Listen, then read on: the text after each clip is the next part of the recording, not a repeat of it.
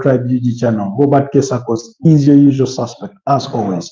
It's a beautiful Saturday morning time in the capital Kampala, and we are coming to you in today's live broadcast in which we'll discuss matters, transfers, Xabi Alonso, as well as match day 36 of the Premier League. So join me for that conversation and much more, as well ahead of a crucial weekend in the race for the Spanish La Liga title, in which Real Madrid will be up against Barcelona. And if Barcelona will beat up against Real Madrid, the title conversation for the Los Blancos will be as good as done.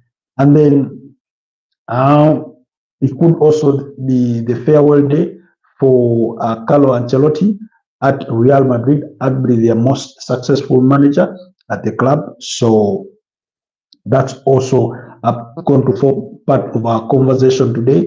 And that and much more. So do join me on the broadcast today. Allow me to test my audience here. I think we're good to go on the audio part. Then need to do one more thing. But yeah, interesting action that we do expect right there from the Spanish La Liga that's coming this weekend, and that game should be on a Super Sunday. That's the expectation there in the El Clasico between Real Madrid and Barcelona. Of course, Barcelona being the ones at home, and then that game will be coming at 5:15 p.m. East African time. So we're going to be discussing that and more. And yeah, I'm waiting for you guys to join the broadcast so that we can get the conversation started. But while we wait for others to join us, I want to send my shout outs to you all that have been supporting us throughout the course of the week. Those of you that have been joining our routine broadcasts, usually every Monday to Friday, that's between 10:30 to 11:15 a.m. And then in the nights, especially when we've had the UEFA Champions League, the semi-finals, being previews, starting 11s, and that's before kickoff. Then we've discussed halftime results and performances. We've discussed full-time affairs. We've discussed plenty of things in there. We also had this segment on transfers, but that will continue to talk because it's boiling up, it's heating up. Liverpool are in the thick of the conversation of the transfer talk in the wake of Xabi Alonso's announcement that he will be leaving by Leverkusen. Their conversation on Jeremy Frimpong has get up. So, guys, kindly like the broadcast if you're just joining us. Much appreciated for the love and support. And if you're new here, kindly consider subscribing to the channel. But more importantly, do let me know where you're joining us from. Down in the comment section. Let's have a chat. Let's have an engagement. Let me know where you're joining us from. Guys, like the broadcast. Let me know where you're joining us from. And if you're new to the channel, please consider subscribing. Your efforts or your generosity will be much, much appreciated for today's broadcast and even going forward in helping our community grow. I can see we're about 15 people on the broadcast.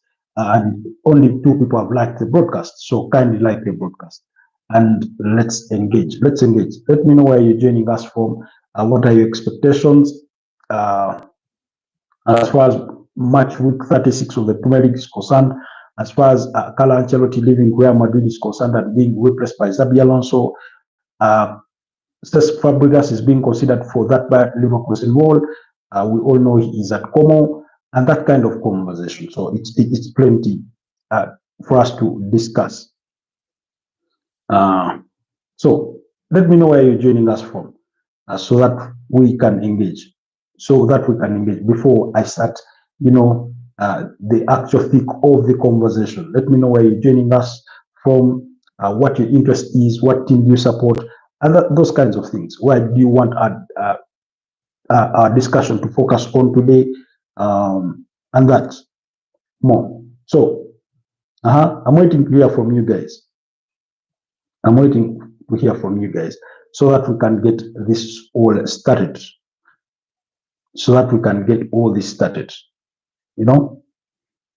waiting to hear from you guys. Anyways, let's start the conversation. Where do we even start it from? Because there's plenty to talk about. But we will start in Germany, where Xabi Alonso announced yesterday that he will be leaving Bayer Leverkusen after a period of 3 years with the club. Remember, he joined them in 2022. That was October, with the club second from bottom on the German Bundesliga table, and led a resurgence that guided them to finish sixth that season, and they qualified for the Europa League. In his first full season, he guided the German outfit to a cup double, winning for them the German Bundesliga title, going the season unbeaten, as well as the DFB Pokal Cup, guided them to the finals of the UEFA Europa League, in which they lost to Atlanta by 3-0. Ademola Lookman scored a hat-trick in that game for Gasperini's side, and that kind of thing. So yesterday he did announce, he did have a gentleman's agreement that should a suitable or an acceptable offer to him come, the club should be willing to let him go. And yesterday he made that announcement that he will be leaving the club, with speculation, or what's the writing on the wall is that he will be joining Real Madrid to replace Carlo Ancelotti. Now, last summer, of course, there was a lot of speculation again going on about his name in the work of Jurgen Klopp, having announced that he will be leaving Liverpool at the end of last season, when Liverpool were in the search for a new manager, and Xabi Alonso was among the names that they did consider, although he opted to stay at Bayer Leverkusen. So after that, he moved on. He stayed for the current season, and they've been, of course, they've not performed as well as they did last season, but they've equally been good, because he's the most successful manager in Bayer Leverkusen history as of modern football. And then, of course, they look destined to finish in second place. Last I checked, with 32 games played and only 2 left, they were second on the Bundesliga title. Of course, Bayern Munich have already been crowned champions, having lost only 2 games across the campaign. They had so many draws, unfortunately, but it's been a fairly good season for them. And so Xabi Alonso will be moving to Real Madrid, where he started his coaching career with the Real Madrid Academy with the under 14s. That was around, I think, before 2018, because it was from there that he joined Real Sociedad's B team. He coached them between 2018 to 2022 before leaving to join Bayer Leverkusen. So he returns to Spain's capital to take over the reins at Real Madrid, where Carlo Ancelotti is expected to leave after the El Clasico that will be, played on Super Sunday, when Barcelona host Real Madrid. When Barcelona host Real Madrid in that fixture. So that's the biggest news that is making the rounds. But when Carlo Ancelotti leaves Real Madrid, equally Madrid is the most successful manager. We all know he's won them, UEFA Champions League titles. Last season, they won, the double of the UEFA Champions League and the Spanish La Liga. And although this season it seems looking likely that they will go without a piece of silverware, it does not in any way underscore what they have managed to achieve under his stewardship. So I do not think that's really up to question. And then, of course, the other thing to consider is that when he does leave Real Madrid, he's destined to become the Brazil's national team head coach. He's a manager they waited for so long to appoint as their next boss. And we will wait to see how that spans out, because he will be guiding the most successful country in football. That's as far as the FIFA World Cup is concerned, with 5 titles to the 2026 World Cup, which will be again played in the USA as well as Mexico and Canada. I think, yes. Is Canada included?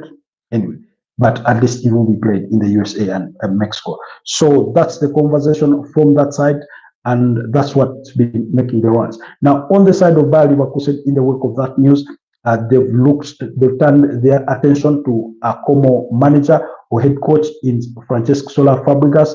The former Arsenal and ex-Barcelona and Chelsea midfielder has done a tremendous job at Como this season, Como is a newly promoted side to the Italian Serie A, and they are currently 10th on the Serie A table with about 45 points. And today, I think they'll be playing up against Cagliari, and they're looking to finish a little higher than 10th in their remaining 3 games of the season. So Bayer Leverkusen are highly considering Francesco Sola Fabregas as their next manager, but the Red Bull Group, that's the group that owns RB Leipzig, Red Bull Salzburg, New York Red Bulls, among a host of other clubs, are also eyeing Francesco Sola Fabregas for one of their managerial roles. Remember, Jurgen Klopp, the former Liverpool manager, is the head of football affairs under the Red Bull Group. There was a speculation recently that some sections or circles in the Real Madrid camp were considering lowering Jurgen Klopp from his, away from coaching football retirement kind of thing to the Santiago Bernabeu. But that looked a bit, not to say far-fetched, but that rumor has really lost ground or momentum in the recent few days. So that is that on that front. So that's the news making rounds on that side. In the wake of transfers, we have a couple of deals nearing their completion as things stand. And of course, all week we've spoken about Alexander Trent-Arnold and his pending deal to join Real Madrid. I can see Mecca says, Gillette, Mecca, hi, how are you doing? Thank you for joining the broadcast. I hope you're doing well. Kindly consider liking the broadcast and subscribing if you're new to the channel. Excuse me. I seem to be seeing you here for the very first time. Excuse me.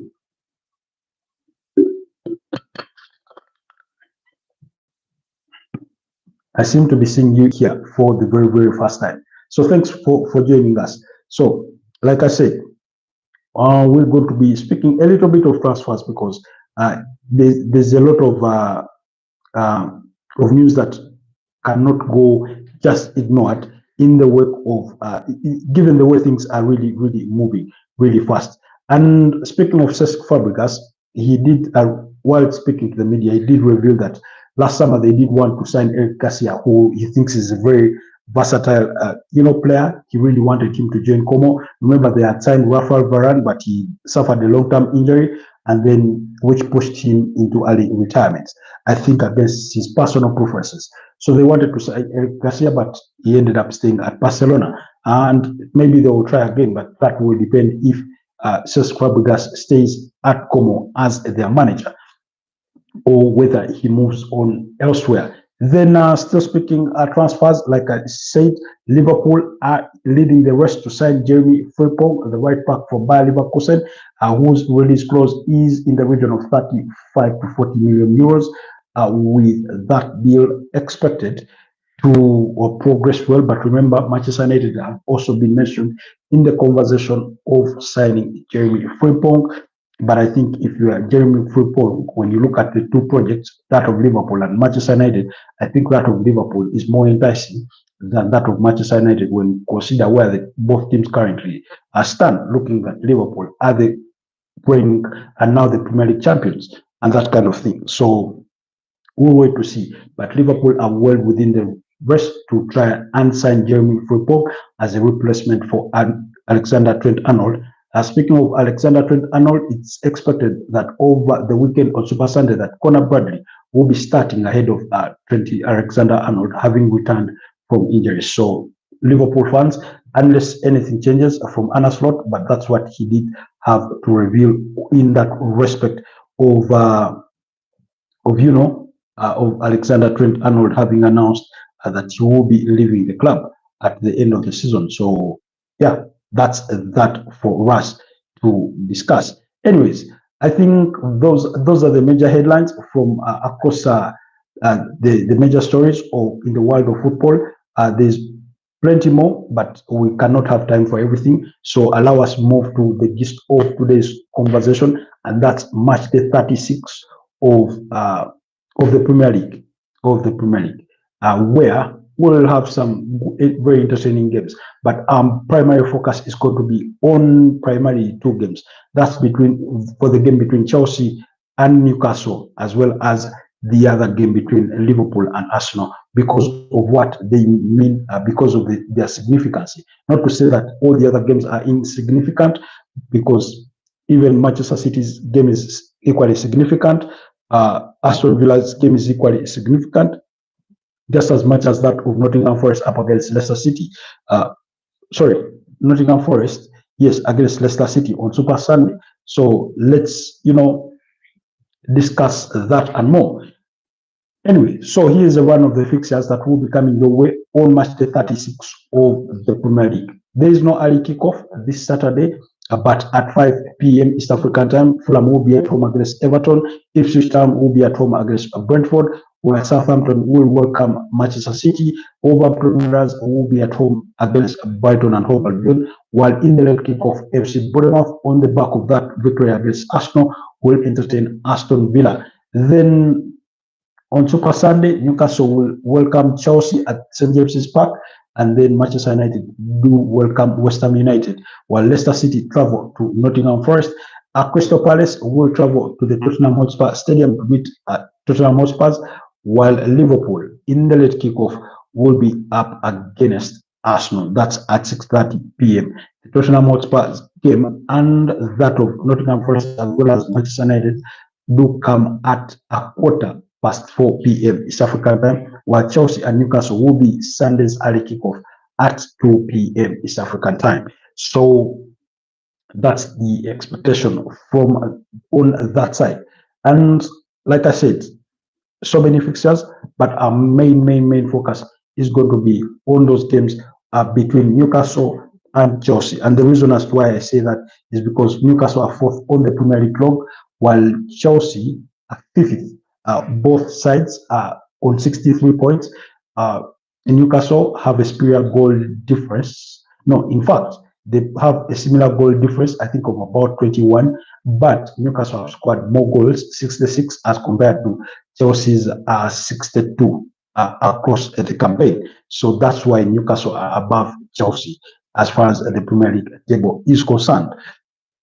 Then again, both teams are in the running for to finish in the top 5 for those European places, specifically the UEFA Champions League, and that's why it is a key fixture.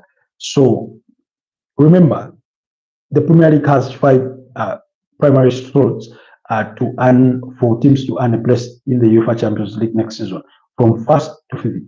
But also, of course, they have a 6th slot between Manchester United and Tottenham Hotspur, whoever wins the Europa League. And at least we are sure by now that at least one of them will be winning it and book the 6th slot for the UEFA Champions League. Then the team that finishes 6th does qualify for the Europa League.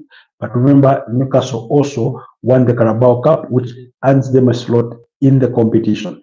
Then Manchester City are also in this conversation because they are in the finals of the FA Cup, in which they will play Crystal Palace. If Man City, or either Man City and Crystal Palace, whoever wins, that FA Cup will equally be in Europe. So, which then implies that even if Man City finish outside the top 5, they can't still qualify for Europe. Or unfortunately, that would be the Europa League, which is not where they want to go. So, but then Crystal Palace, I think, would be really delighted to go to the Europa League and that kind of thing. So we'll wait again to see. But that final will come on May 17th between Man City and Crystal Palace for the FA Cup. Then, so that's the significance of some of these games, because the teams are trying to finish within those top 5 places. As we all know, Arsenal, Man City, Newcastle, Chelsea, Nottingham Forest, Aston Villa are the teams in that conversation. The reason as to why Arsenal do come in this same conversation is because is because they failed to win their game last weekend against FC Bournemouth. They lost by 2 goals to 1. I see Brian Z is back. He says, I accidentally hit my wife when I was drunk. What should I do? Hit them with what? Like hit them, beat them, or knock them? Apologize to them. And if they sustain any injuries, uh, get them medical attention. It's that simple. Anyways, so moving forward, let's start with Newcastle versus Chelsea. Now, I okay, that was unfortunate, Brandy, but yeah, apologize and seek medical redress if there are any injuries. So, Newcastle versus Chelsea. Newcastle have beaten Chelsea in the last three meetings that have been at St James's Park, and that's why um, this game is one important, but also a big moment for Chelsea. They've lost their three visits to St James's Park, one of them being the Carabao Cup, in which Newcastle beat Chelsea by 2 goals to 0 to knock them out. However, among the teams that Chelsea has beaten the most in Premier League history, Newcastle is right up there alongside Fulham as one of those other teams. But it's important to note that Newcastle have only lost one game in their last nine competitive fixtures, and that was the 4-1 loss to Aston Villa a couple of weeks back, losing at Villa Park by 4 goals to 1. Then Chelsea on the other side have equally been in very good form. They've reduced the amount of goals that they've been conceding. I remember they conceded as many as 36 in about 26 fixtures. However, they've only conceded about 5 in the last 9. So that also communicates how Chelsea have improved. Chelsea are in very good form. They've won 4 of the last 5 fixtures across all competitions. Their only loss being a 2-1 loss at the quarterfinal return leg at Stamford Bridge against Legia Wazawa, losing by 2 goals to 1. But in the Premier League, they've won their last 3 games, beating up Fulham, beating up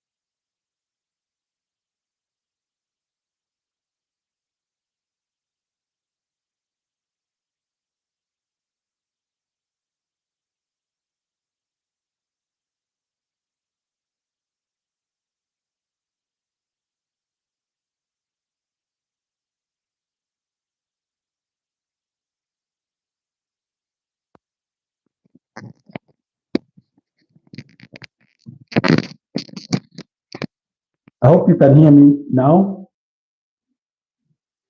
Sorry about that, guys.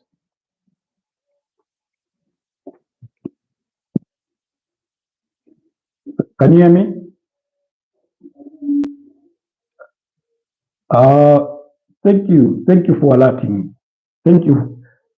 Much appreciated. Thank you for alerting me about my voice. Oh, sorry. I think my microphone went out of battery, so I don't know where I was last even heard. That's painful. That's painful. And that's why we often do the mic tests before the start. Yes, all right. Thank you so much. Thank you so much for alerting me. Really. Much appreciated. So, like I was saying, Chelsea, Chelsea have really, Enzo Maresca has really balanced well his his go about this Premier League balance and the UEFA Conference League, fielding two different teams. He made 10 changes to the starting 11 that started against the Garden in that 1-0 victory at Stamford Bridge. That goal scored by Keenan Dewsbury Hall. Like I said, in their last 5 competitive games, they've only lost one. That was the quarter-final return leg at Stamford Bridge against Legia Wazawa. So it is going to be important to see. I think we know what kind of team that you will be fielding, but it will be a very, very strong team, and how they then flex it off with Newcastle, who do not, by the way, have major injury concerns to worry about apart from Jellington, who is recovering well. I do not know whether he will be able to make it to the bench, but at least he may have a chance to feature in the other remaining 2 games of the season, although it had been communicated that his season could have easily been as good as that. So there is that. And again, we'll wait to see what that looks like when the two sides meet on Sunday. But before I get to my predictions, here are the probable lineups for both teams. Of course, Newcastle, you do expect players like Nick Pope to start in goal, Dan Ban alongside Fabian Schär in that centre back role, then Tino Livramento as well as Kieran Trippier or Emily Kraft in that back line. Then you expect Bruno Guimaraes, Sandro Tonali, and Joe Willock in that midfield to start. And then Jacob Murphy, Alexander Isak. Alexander Isak, by the way, has a tally of 23 goals, and Harvey Barnes. For those of you that have been following us admirably, you do know that we did include Alexander Isak in our best 11 of the Premier League season. If you've not heard about that or had on that issue, go under the short section of our channel. You'll find our best 11 of the Premier League season. So that's the expected starting 11 for Newcastle. On the side of Chelsea, you do expect Robert Sanchez to return in goal. Of course, it was Philippe Jorgensen in goal in that game against Jakaden. You do expect Marco Cucurella, who was the only starter in that game against Jakaden, because he started. And then you do expect Levi Colwill, Trevor Chalobah, as well as Moises Caicedo at right back. You do expect Enzo Fernandez alongside Romeo Lavia in that midfield. Cole Palmer, Pedro Neto, Noni Madueke, and Nicholas Jackson. Now, if there are any changes to be made to this starting 11, you could see Moises Caicedo return to the midfield, and then you have maybe Malo Gusto return to this starting lineup and that kind of thing. Ram. Unfortunately, I do not know how your name is pronounced. It's King. King, yes. King has been here before. King is from, is it Pakistan or India? I forget where exactly you're from, King, but much appreciated for the love and support and for alerting me on that voice thing. So that's the expectation on that side. My prediction is could both sides cancel each other out in a 2-2 draw? I mean, there's a way Chelsea has mastered the art, not mastered the art of beating up against teams, but they've been in so decent form lately. And Newcastle have not been bad either, although they struggled against Brighton. I mean, it's a difficult one to predict, but I'm going for a 2-2 draw in this one. I'm going for a 2-2 draw in this one, given what it means to both sides. I think neither of them would want to lose. I think neither of them would want to lose. And it's with that bit of caution that they will play with. Of course, Newcastle, being the home side, will try to go for it, but they will know that they are going against a very potent side. You leave holes at the back, Pedro Neto will hit you. You leave gaping holes, Noni Madueke will hit you. Nicholas Jackson, in very decent form, he scored the only goal in their 1-0 win against Everton. He scored a brace against the Garden away from home in that 4-1 victory, alongside Jordan Sancho and Noni Madueke as the goal scorers in that fixture. So I'm going for a 2-2 draw between these two sides for that fixture. So like and the reason as why I think they evenly match themselves out is that when you look at the last 5 meetings between themselves, both sides have 1-1, one being a draw, and for the variation has been that whoever hosts wins, and that's why if I was pressed to determine who wins, it will be Newcastle.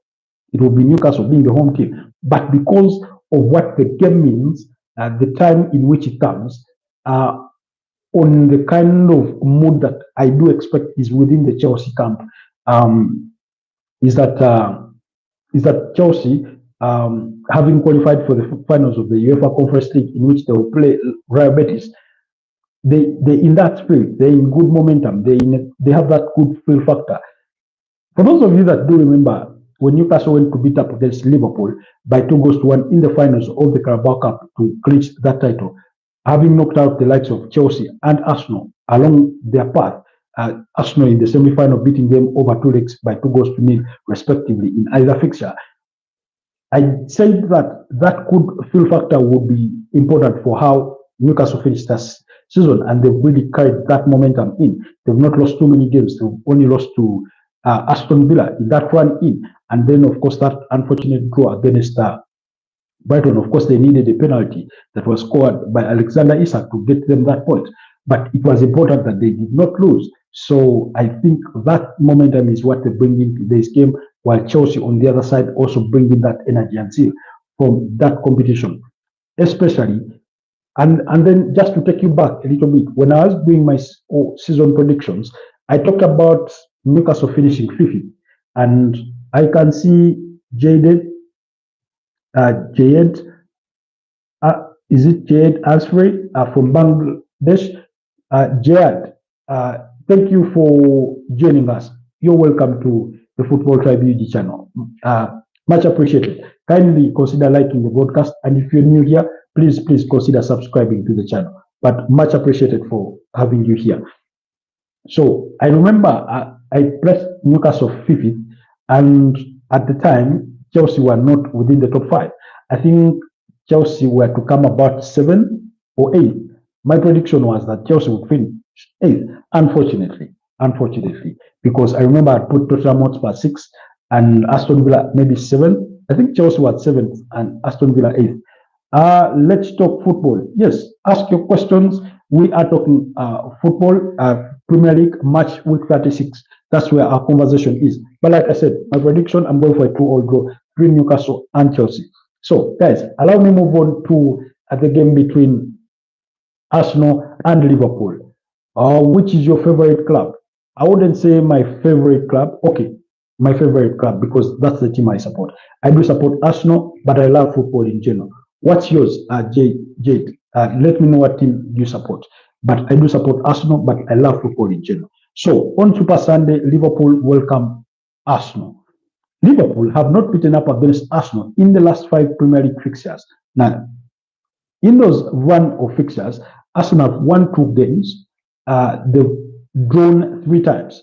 This season, they were involved in a 2-2 draw in the first leg, and then last season at Anfield, I think it was a similar scoreline.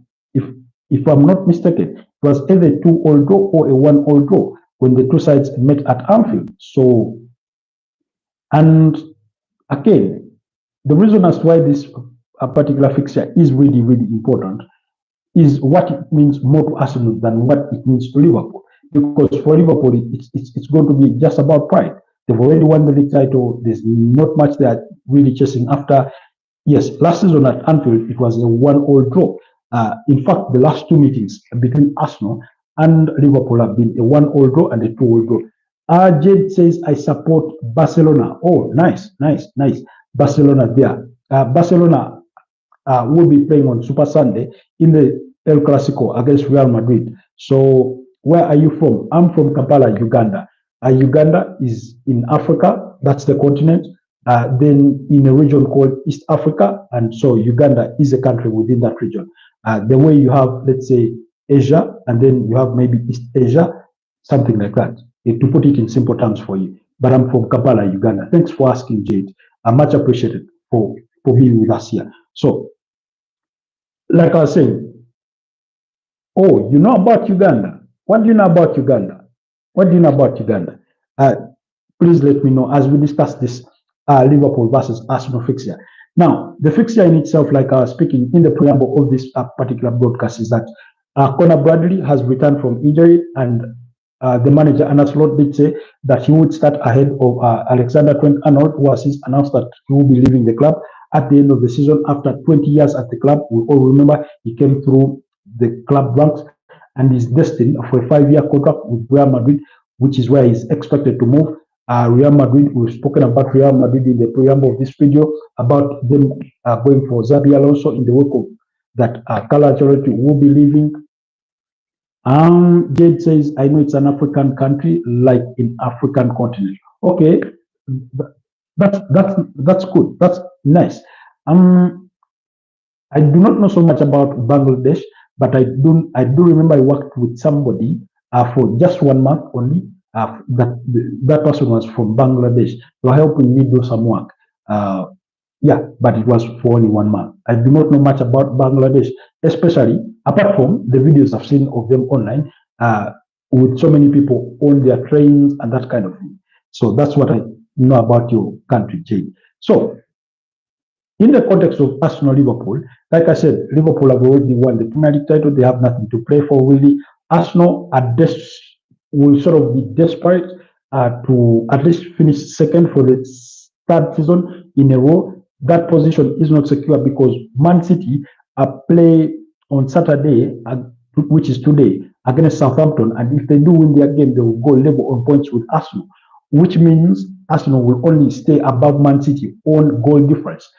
Then, and this is very important, is can Arsenal bounce back from their UEFA Champions League disappointment, in which they were knocked out by PSG at the semi-finals, 3-1 on aggregate, losing home and away by 0-0 and by 2-1, to come and get a result at Anfield? They've not won a game at Anfield since 2012 in September, when they went to Liverpool and beat them by 2-0. And that team still had, I think, Mikel Arteta was in that team. He did start as a player. I think that's a squad that had the likes of Santi Cazorla, it had the likes of Francis Coquelin, it had Leo Koscielny, those kinds of players. So, I mean, that's the team that last beat, Liverpool at Anfield. So it's been many, many years.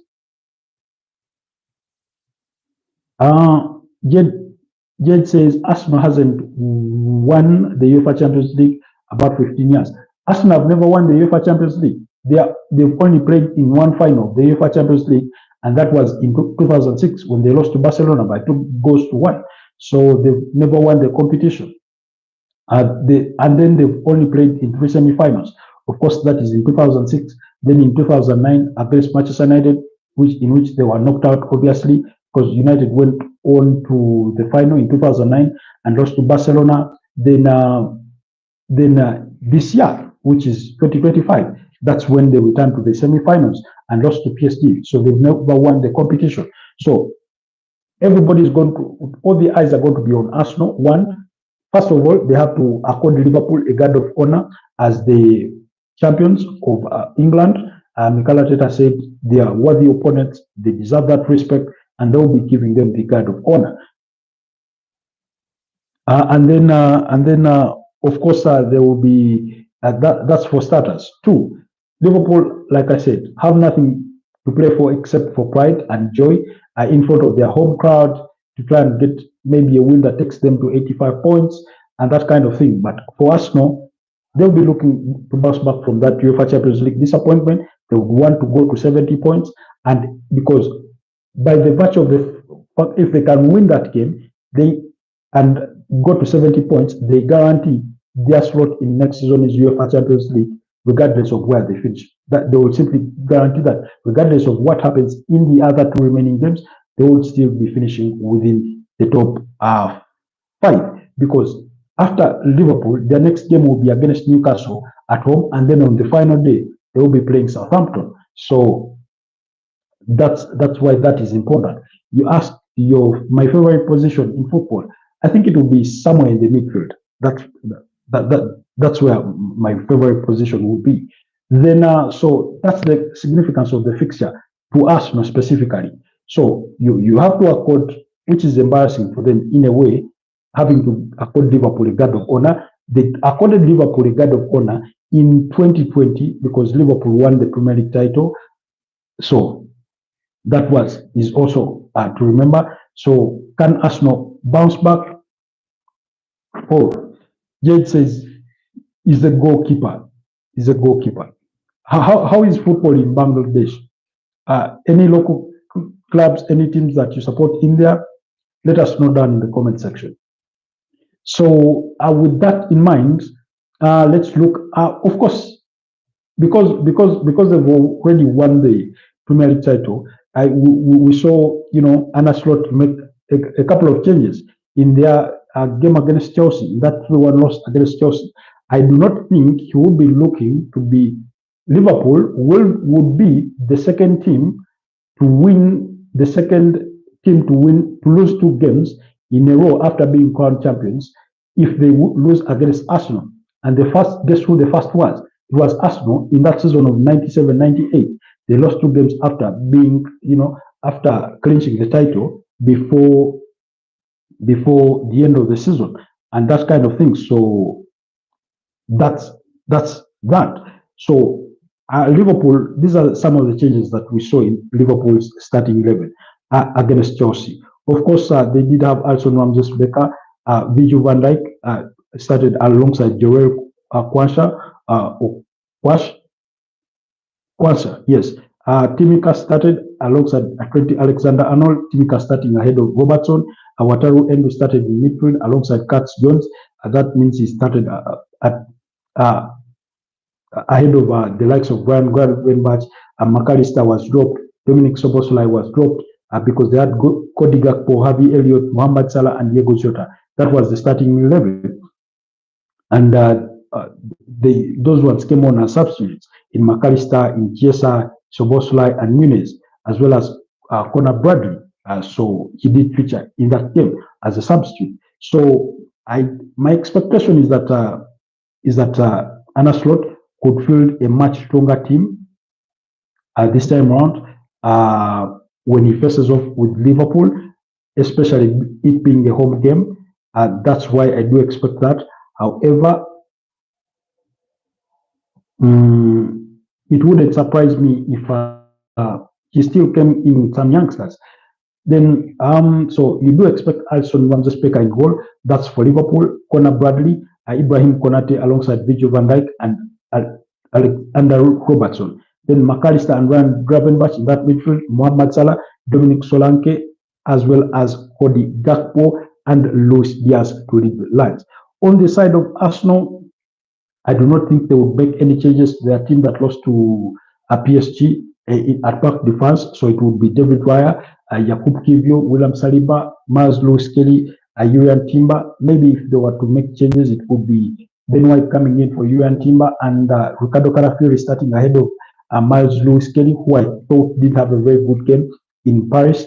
Then Declan Rice in that midfield alongside Thomas Partey and Martin Odegaard, Gabriel Martinelli, Mikel Merino, as well as Bukayo Saka. Now, Mo Salah has scored 11 goals against Arsenal. So if there's any player that you bet on scoring against Arsenal, it will be Mohamed Salah, because I think the only sides he scored more times against have been, I think, Manchester United and Tottenham Hotspurs, possibly. But Tottenham Hotspurs is within that list. So that's the expectation of the starting 11.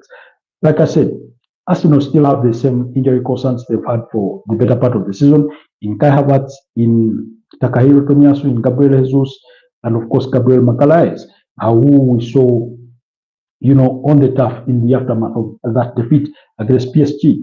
Then Jorginho did return, although he made the bench, but he did get to start. Of course, I think the biggest undoing in Arsenal's last couple of games for me has been, one, Mikel Arteta's choice of substitutions and the time when he's brought them on. I don't know why, but he's sort of regressed back into doing very, very late substitutions. You say, don't know about cricket. I do know Bangladesh people love cricket. Indians love cricket, as well as the Pakistanis. That bucket of countries that they do share a border. I know you share that part called Kashmir there alongside China, but you guys love cricket so much. I can't say I don't love cricket, but I wouldn't say I love it that much either, because I do not understand the sport generally. Yeah, I know a couple of people that love it. So Mikel Arteta's tactics. One is with his substitutions. I remember in that game against PSG, you're losing by 2-1, and you have about 10 minutes left to play. What's stopping you from withdrawing Martin Odegaard and throwing in an Ethan Nwaneri? Leandro Trossard, I thought his substitution in itself was a little bit late. Miles Lewis Kelly's substitution, we all know he wasn't having a good game, was a bit late. So, and then I thought, why not take off Martin Odegaard if you're not bringing Ethan Nwaneri and bring on Alexander Zinchenko? He has the ability to give you that pass. Habib Nasser is back, says, I don't like conflict. I don't like conflict of cricket. I mean, I wouldn't argue much about cricket because I do not understand the sport that much, really, guys. I don't want to sit here and, lie to you that I know a wicket. All I know is that there's a wicket, there's batting, there's players running, there's a catch, and that kind of thing. So, apologies, but I'm open to learning when it comes to cricket. So, thank you, Habib Nasser. So with that context is where you think, and by the way, it's very dangerous to play against a team that has nothing to lose, because they cannot choose to attack you with everything they have because they have nothing to lose. So Liverpool in this case are simply playing everything for pride. They've already won the title. It doesn't matter if they lose all the remaining games. It wouldn't really mean much. It's about their reputation of how we finish the season. But I mean, again, it's them about now testing some of these players that have not been regular starters across the campaign to see if they can where they fit in within next season. We've spoken about Conor Bradley, who is the primary replacement for Alexander Trent-Arnold, regardless of who walks in, unless they're much better than Conor Bradley. So that kind of expectation. I'll understand to you. Don't worry. Okay, Jade. Thank you so much. So, with that in mind, everything considered, all factors considered, for this particular fixture, and then when you look at in terms of recent form, again, Arsenal have been way off the wagon, because in their last 5 games, they've won 3, they've lost 1, and drawn 1. No, Arsenal have won 1 game in the last 5 fixtures in the Premier League. Only 1 win. They've drawn 3 and they've lost 1. They lost to FC Bournemouth last weekend, 2-1. Their win came against Ipswich Town, 4-0. That was their last win. And then they have had draws against Crystal Palace, draws against Brentford, and draws against Everton. And by the way, this season, Liverpool have recorded 7 draws, as I think even Man City. And Arsenal has about 13 draws, almost double what Liverpool have. Because when you look at the loss table, Liverpool have lost 3 games, losing to Chelsea, losing to Fulham, and losing to Nottingham Forest back in September. Arsenal on the other side have lost to West Ham, they've lost to Newcastle, and home and away to FC Bournemouth. Those are the games they've lost. But when you look at that column of draws, it's really worrying. it's really worrying. Arsenal have drawn so many games this season. In fact, they've lost at 21 points from a winning position. That means if they scored fast and maybe they were leading by goal to nil or by 2 goals to 1, they've lost to draws and losses 21 points. And that is the highest number of points they've lost in a winning position ever since 2018. And that was in Arsene Wenger's final season at the club. So it tells you again what kind of season they've had. Then, so when you look at those 5 fixtures, 3 of them being draws, and again, it's not really looked pretty. Habib Nasser says Ateta's mistake is not giving chance to Maneri when Odegaard was asleep. Yeah, we've spoken about that, and it's a conversation I've had even away from this forum with fans that I've met and have questioned me about Mikel Arteta and the larger context of Arsenal things and at the Premier League as well.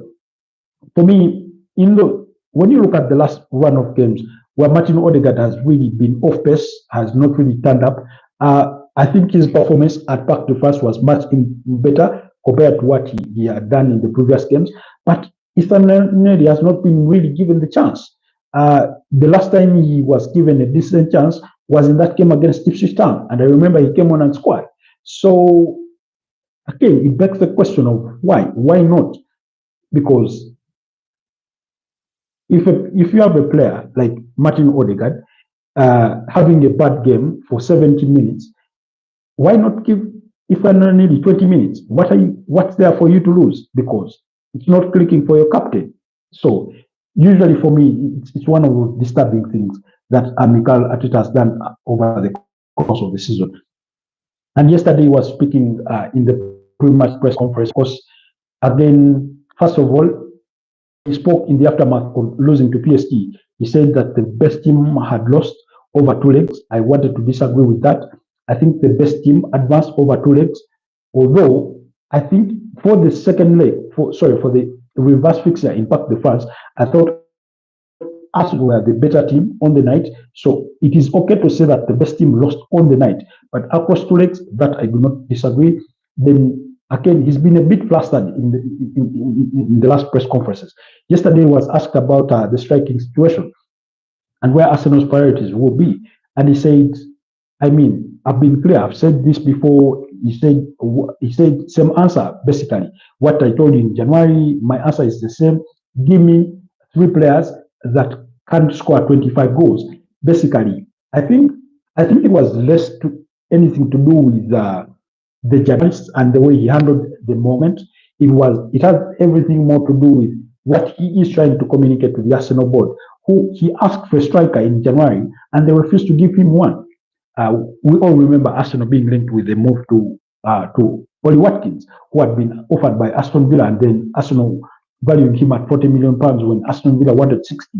So he communicated that really well, and I think we spoke about his message to the Arsenal board at the time, and I think here he's simply repeating the same message to say, give me players that can score goals, give me strikers, give me wingers, and we'll wait to see what Arsenal will do in the market. Of course, we know about their scouting work on Benjamin Sesko. We know their primary target is Alexander Isak. We know Andrea Bata seems to prefer Victor Gyökeres over Benjamin Sesko. But like I said in our previous broadcast, Arsenal do not need a striker that is coming to develop, that is coming to do anything. They need a striker that is going to walk in and score goals like Erling Haaland did at Man City, like Alexander Isak did at Newcastle. Or, of course, Newcastle signed him on the back of what had been a not very impressive season for him at Real Sociedad. But I remember, I think he came in January. That's 2022, is it? Around there. So, anyways, that's that. So I can see Jed says in June there will be an Asian Cup qualifiers match between Bangladesh and Singapore. Okay. Let's wait and see how that goes. Arnasa is saying, is Martinelli Brazilian or Bangladesh? I'm sure JD will be quick to say he's not ours. But speaking of Gabriel Martinelli, he's one of those, according to latest speculation, says that Arsenal would be willing to listen to offers for him. I do not think clubs will come in for him, at least from the look of things at the moment, because PSG were previously interested and they've since signed Kivicha Kvaratskhelia. They did sign Bradley Bakola, who they have Dizardo. They do have Ousmane Dembele. They do have Goncalo Ramos, an 80 million euros player that starts on the bench and that kind of thing. But then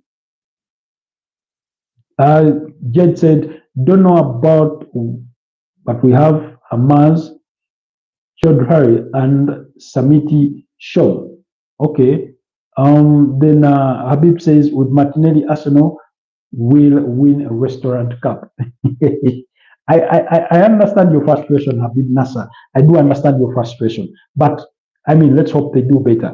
On the side of Liverpool, their recent form in the last 5 fixtures, they've lost 2 games, by the way, losing to Fulham and losing to Chelsea. And then the others have been wins against Leicester City, against West Ham and Tottenham Hotspur, of course, as they create that Premier League title. So we wait to see what they'll do in this game. My prediction for Liverpool versus Arsenal is a 2-2 draw. That's what I'm thinking will be the result. Of course, I would love for my team to win. I would love Arsenal to give their fans, or to give us as fans, I don't know, maybe a smile on our faces that we've won a game after all. And beating Liverpool, of course, would be a thing of bragging rights, quote unquote, given the way the season has gone. It will give us some little bit of bragging rights since we've not beaten Liverpool at Anfield since 2012. So, and that kind of thing. You say Hazma Chaudhary currently playing in Sheffield United. Okay. Yes, he's telling us about some of the famous players from Bangladesh, and he says Shamiti Shom is currently playing in the Canadian League. Okay, that's quite good and impressive. Thank you, Jade, for bringing us in the know of that very, very important information. It's Hamza.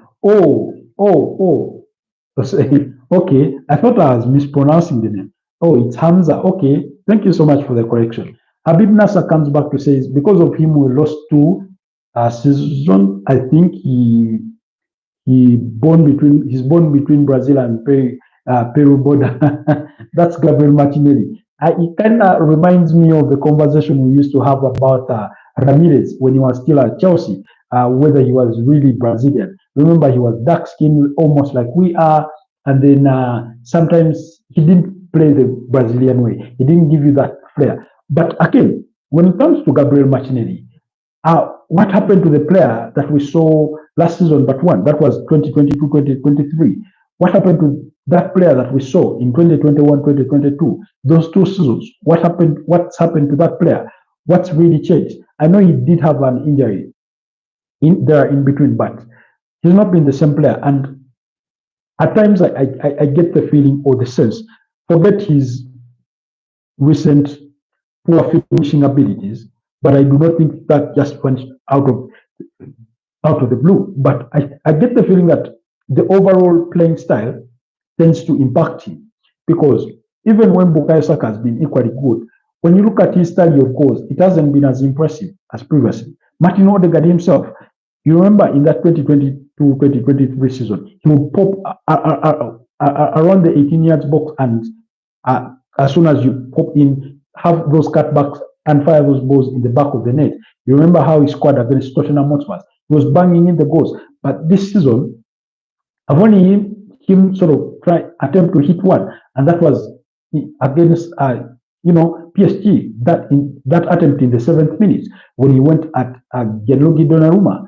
He's not done that as often as we would love him to do. And sometimes I get the feeling that, one, of course, that is due to a lack of confidence in his own current form, but also in the way the manager wants them to play at times. I do not think he encourages shooting that often. I know it's within the core of our playing style, but I get the feeling that sometimes we need to go for, that strike the ball from distance kind of thing, as opposed to trying to walk the ball into the back of the net, which is often what we're always trying to do. Bro, now talk about national football. That's Jay is saying. Habib Nasser, he says he's always a missed open goal. Anyways, so that's my preview of that game between Liverpool and Arsenal. That's my prediction. A 2-all from the two sides. Jay, I know you want us to talk about national football.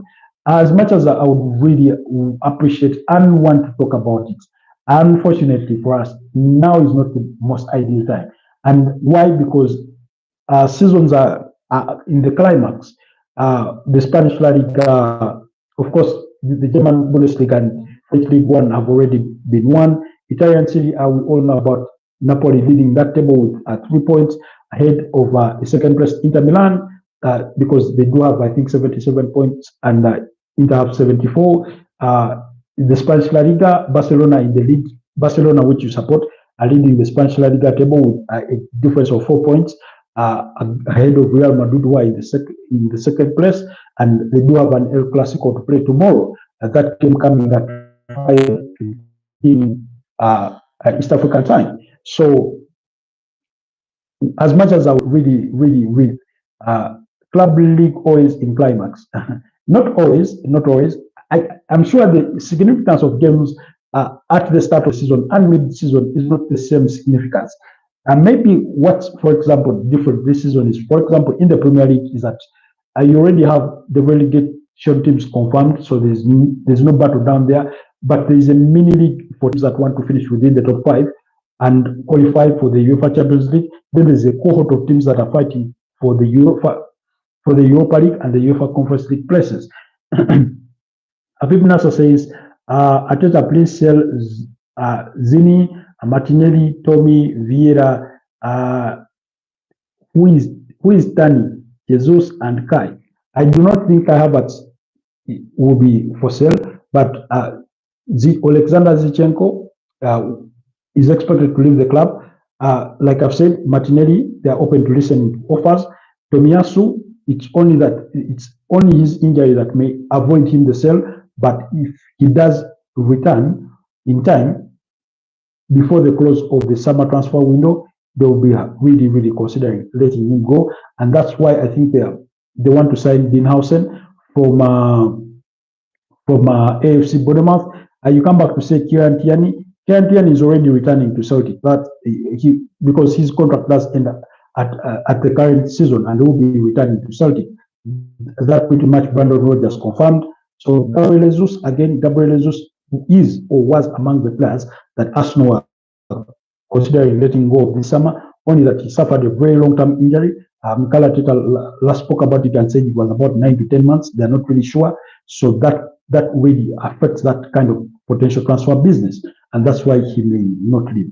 Now, Kai Havertz, that one will stay. That's for sure. Kai Havertz will stay. Mikel Arteta really likes him, and I've had reports. I think it by either Chris Whitley, I think is the one that put it out, but they did say that if Arsenal sign a new striker, which for me I do think they need more than just one, and I'll tell you guys why, maybe in one of our next podcasts or recorded videos, is that Kai Havertz could be brought back to play in the midfield and that kind of thing. So, anyways, let's move briefly to the other fixtures. Manchester United versus West Ham. Man United advancing to the finals of the UEFA Europa League for the first time since 2021. I remember they were in the finals in 2021 and lost to Villarreal 11-10 on penalties in the post-match 1-all draw that saw Gerard Moreno score for Villarreal, and then Manchester United's goal was scored by Edson Cavani. At the time, it was Ole Gunnar Solskjaer in charge of Manchester United and Unai Emery at Villarreal. That Villarreal side that had Dani Parejo, it had Etienne Capoue, it had the former Arsenal player in, was it Francis Coquelin? Yes, he had moved there, I think from Sevilla. No, from Valencia. He had moved there. So that it had Pau Torres, who is currently with Unai Emery at Aston Villa. those are the kinds of players that some of the players that we did have that beat up against Manchester United. So Man United are up against West Ham. West Ham have had a very poor season. That pretty much we know. I think their only success this season is avoiding relegation, sacking Julian Lopetegui and replacing him with Graham Potter, for whom things have not really clicked. You ask about what about Zubimendi, Martin Zubimendi. That deal is as good. That deal is as good as done. But I can never say never because we've seen this kind of things before. But according to very almost all sources, is that that deal has been wrapped up.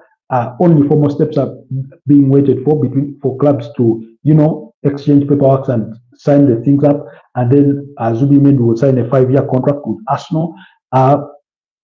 Most of the work on closing that deal was done by Edu Gaspar Dawood and his interim replacement in Jason Aito. So Andrea Bata is only crossing the T's and dotting the I's because the only fear that is there for Arsenal is maybe the player changing his mind and joining another club instead. But they do have an agreement with him, or at least his word with him, that he will be joining them this summer and will be Arsenal's first signing. So Martin Zubimendi, as from the look of things, will be joining Arsenal as their first signing this summer under the new stewardship of Andrea Bata as the sporting director. And then they'll move on to Joan Garcia, who they want to sign from Espanyol. That's a goalkeeper that they want to provide competition for David Raya. Will make them about 20 to 25 million pounds. And then from that, they will look to move on to a striker. And as their key priorities, of course, including the winger, we all know what the priorities are for Arsenal when it comes to the wing positions. They've mentioned Nico Williams as at top of that list. They've talked about Newcastle's Anthony Gordon. They've talked about Antoine Semenyo. They've talked about what's the other winger? They've talked about Rodrigo Goes from Real Madrid as among the players that they've talked about that they look at as wingers.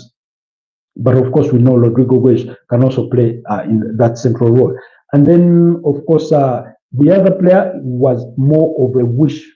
I think me looking into the market and seeing the kinds of players that Arsenal should be considering, I added on that list Ryan Cherki from Lyon. Then I think they should be considering Florin Bat, that's from Bayer Leverkusen, although Bayern Munich are really trying to sign him, but Man City are also interested in trying to sign him. They're in that conversation. And with Alonso heading to Real Madrid, you cannot rule out a potential deal that sees Florin Bat maybe joining him at Real Madrid. Should Real Madrid be interested, or should Xabi Alonso be interested in the player himself? Then Habib, you ask, what about Nico Williams? Like I said, not much groundwork has been done about Nico Williams, but it is out in the open that Arsenal really appreciate the player. They would like to sign him. And they can pay his release clause, which is about 50 million euros. That's the only big issue with Nico Williams is about the wages, because he doesn't come so expensively. Still a youngster. The wages that they are demanding for, because in the region of 300,000 pounds per week to up to 350, and he wants to be in the most. That would put him in Arsenal's most paid cohort of players. And I do not think it would rub some players the right way, players that have been with the club for the last 2-3 years.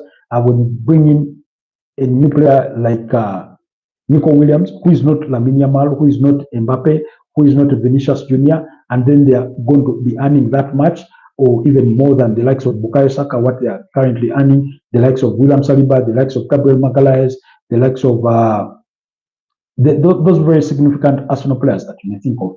That's the only bone that is there to pick as when it comes to that deal. But then Arsenal also face competition from the likes of Barcelona, the likes of Chelsea, and the likes of Liverpool. They've been mentioned in the conversation for Nico Williams. Of course, if Barcelona were to come into the picture, the player himself would prefer to stay in Spain and join Barcelona. But then, be rest assured that Barcelona wouldn't be willing to pay those high wages. And the reason as to why players at Athletic Bilbao are on, or some of those players are on high wages, is because of what it costs the club to bring them in. Remember, they only bring in clubs from that region. at the local region, which is more, look at it like a county in Spain. They only bring players from within that region and they pay them well. And that's where the conversation lies between Arsenal on Nico Williams. So, like I was saying, Manchester United, West Ham, Manchester United at home, anything can happen. Any team can beat them on any day. Although I do not think this is the weekend that they lose. I've watched Mason Mount play really well in the last two games. In the fourth, we lost to Brentford last weekend, as well as in that game, he had a very good cameo against Athletic Bilbao and scored a brace on the night as Man United won by 4-1. I've seen Amadi Diallo. I think with those players in that team, Orlando Garnacho, of course, Bruno Fernandes, I do think Man United could win this game by 2-1. That's my expectation. And then Nottingham Forest, I do think they will bounce back from their defeat against Brentford last week. Last week, in the middle of the week, that was on Thursday last week, not this week, but the other week. And then over the weekend, which was it on Monday when they played against Crystal Palace, I think, against Crystal Palace.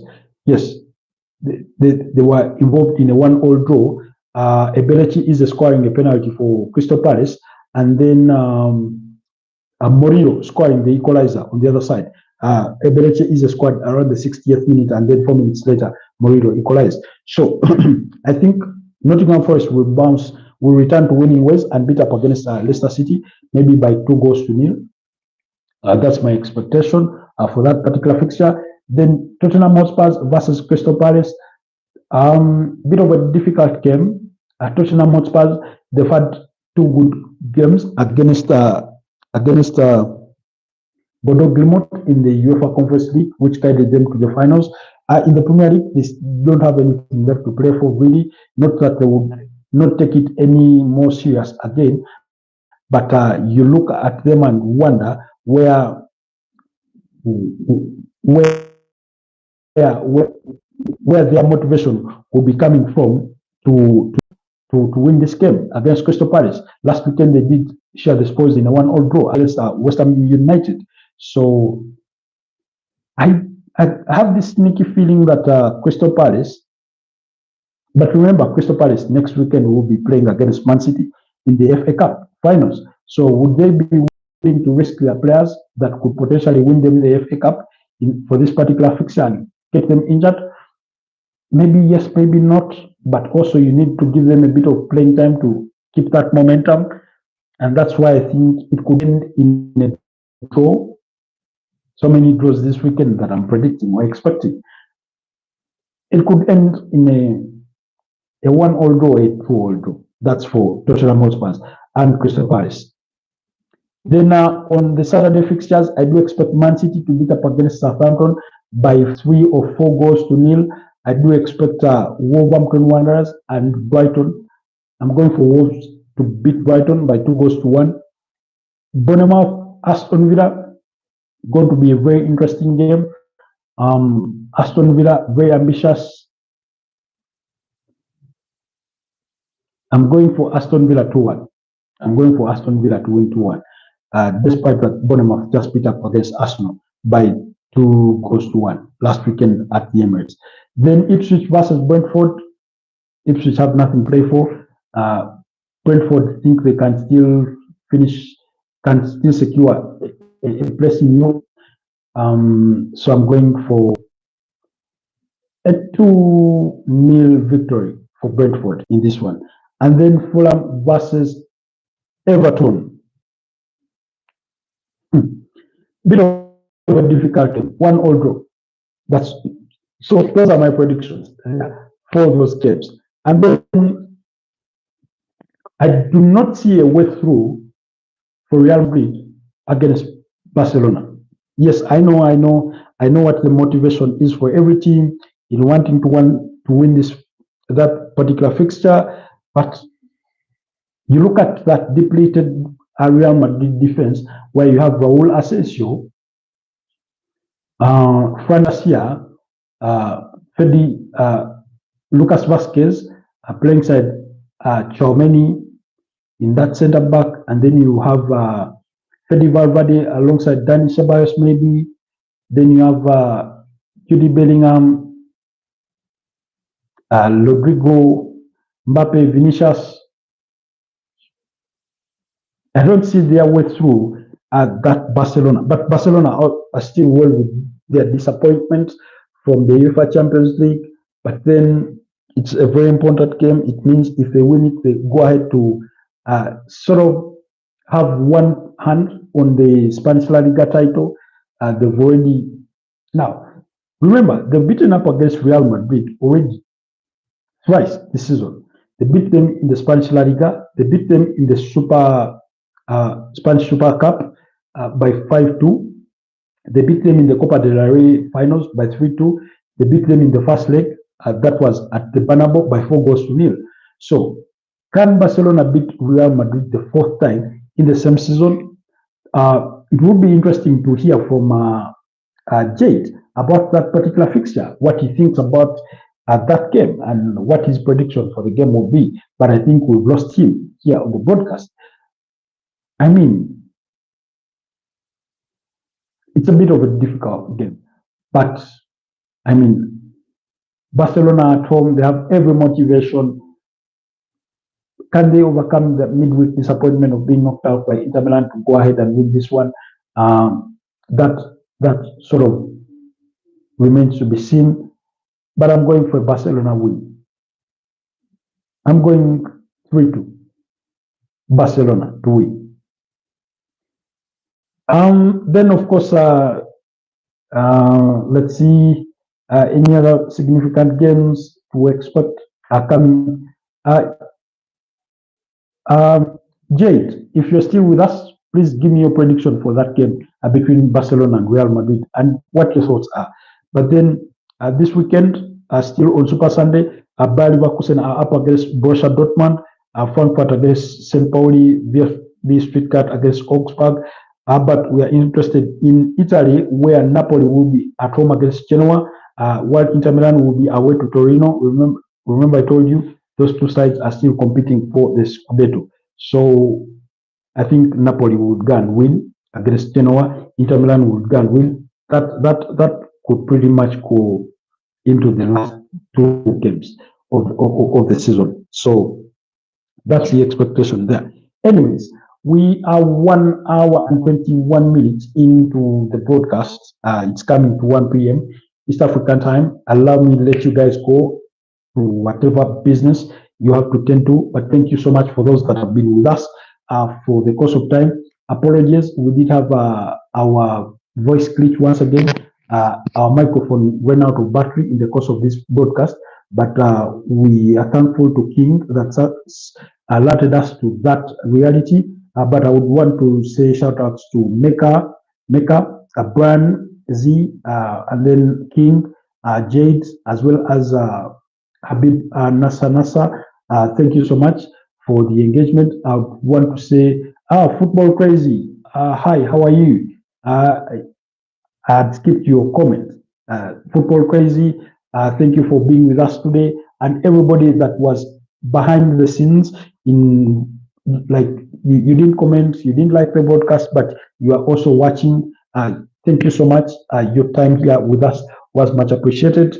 We'll continue to engage in the near future. We'll put out some content under our short section about Martin Zubimendi, and then about Cesc Fabregas potentially joining Bayer Leverkusen, and then we'll be putting out more content, like I said, as time goes on. But thank you so much for those that have been with us.